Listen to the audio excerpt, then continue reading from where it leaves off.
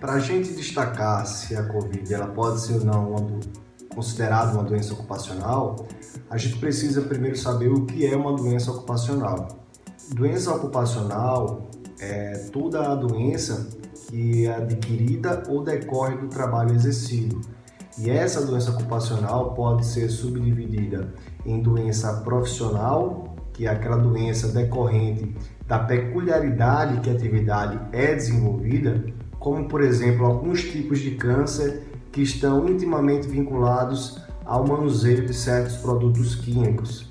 Já a doença do trabalho é uma doença que pode ser adquirida tanto em razão do trabalho desenvolvido, como fora dele. E aqui nós temos um exemplo que é a lesão por esforço repetitivo.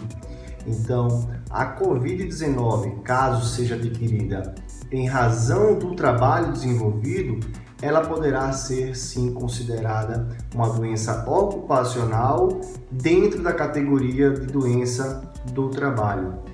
Destaco que a MP 927, no primeiro momento, ela afastou a possibilidade de a Covid-19 vir a ser considerada uma doença ocupacional. Entretanto, o Supremo Tribunal Federal já teve a oportunidade de se debruçar sobre o tema e suspendeu a eficácia desse dispositivo.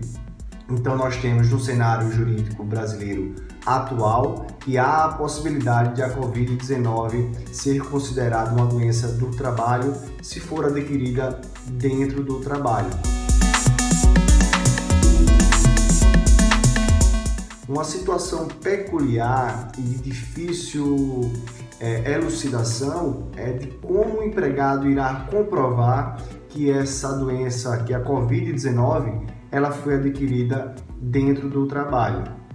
Nesse caso, nós podemos, para facilitar a didática aqui da explicação, dividir os setores em setores com alto risco de contaminação e setores com baixo risco de contaminação, ou seja, setores comuns. A CLT, no artigo 818, inciso 1º, atribui o ônus da prova do fato constitutivo ao autor da ação, ou seja, o empregado entra com a ação, ele tem o ônus probatório de comprovar que a Covid foi adquirida no trabalho. Nos setores comuns, esse ônus ele permanece com o empregado.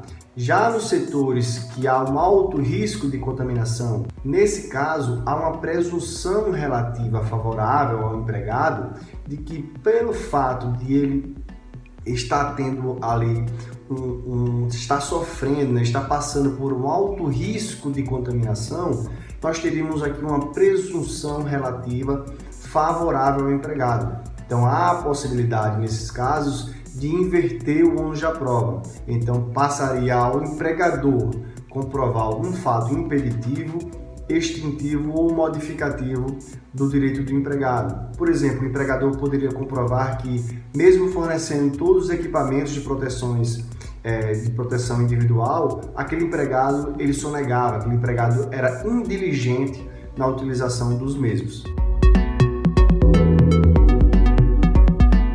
Caso o empregado ele adquira a Covid e fique afastado do trabalho por mais de 15 dias, ele passará então a receber o auxílio doença acidentário, que é o código B91. E nesse caso, após a alta médica, de acordo com a Lei 8.213, ele passará a ter direito à estabilidade provisória. E no campo da responsabilidade civil, nós temos que, para que se haja o dever de responsabilizar, primeiro há a necessidade da existência de um dano. Se esse empregado ele foi contaminado, mas não sofreu nenhuma sequela, se recuperou normalmente, esse empregado não terá direito a receber qualquer indenização com base na responsabilidade civil, porque inexiste dano. Por sua vez, caso esse empregado ele venha ficar com alguma sequela que nós ainda não temos, de acordo com a medicina, conhecimentos exatos de quais sequelas a Covid-19 pode resultar, mas para simplificar aqui, no caso de esse empregado vir a falecer, há a possibilidade de existir a condenação do empregador por dano moral e dano material. O dano moral vai ser considerado pela perda do ente querido aos herdeiros, e também aos herdeiros será destinada a indenização por dano material, que pode ser subdividida no dano emergente, que é aquilo que o empregado, que a família gastou com aquele empregado, como por exemplo a internação na UTI no hospital particular, e também a possibilidade dos lucros cessantes, esses consistentes na pensão por morte vitalícia. Aconselha-se que empregador e empregado, que o empregado ele também seja sincero e seja claro ao empregador de que, se ele estiver com alguns sintomas da Covid-19, ele comunique imediatamente ao empregador, e ao empregador afaste também imediatamente esse empregado, a fim de evitar a disseminação da doença no local de trabalho. E também, em seguida, procurar as autoridades médicas para que possa tomar as medidas preventivas e paliativas também da contaminação pelo Covid-19.